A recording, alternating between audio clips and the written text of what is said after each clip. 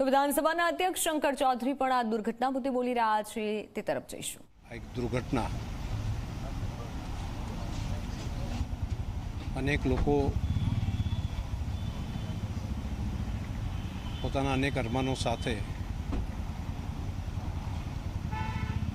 પરિવારને મળવા કે પરિવારથી બહાર જઈ રહ્યા હોય, કોઈએ કલ્પના ન કરી હોય। મૂકવા આવવાવાળા જે પરિવારના સભ્યો હોય એમને ખબર પણ ના હોય કે આ એમની વિદેશ જવાની વિદાય એ એમની જીવનની કાયમી વિદાય બની જશે। તમામ મૃતકના આત્માને પરમાત્મા ચીર શાંતિ આપે, તેમના પરિવારજનો ઉપર આવી પડેલી આફત સહન કરવાની પ્રભુ શક્તિ આપે તેવી પ્રાર્થના।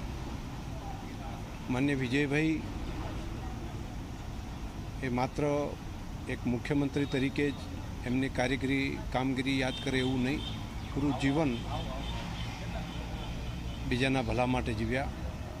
કટોકટી કાળથી કરી બાલ્યાવસ્થાથી કરીને જીવન પર્યંત સૌના ભલા માટે જીવ્યા। સંગઠનમાં મહામંત્રી તરીકે કામ કરવાનો મને મોકો મળ્યો।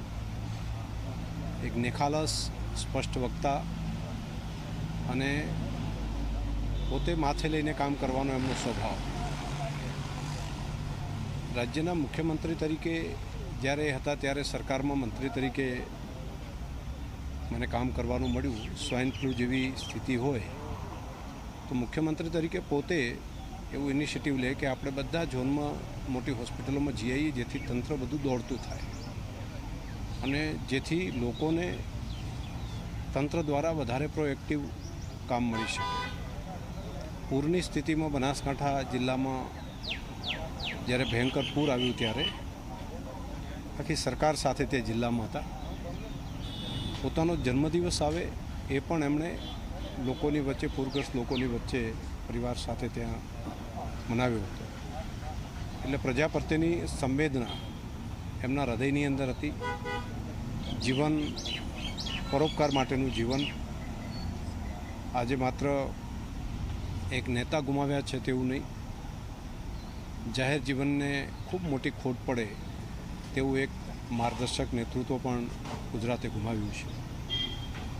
ઈશ્વર માન્ય વિજયભાઈના આત્માને ચીર શાંતિ આપે તેવી પ્રાર્થના પણ કરું।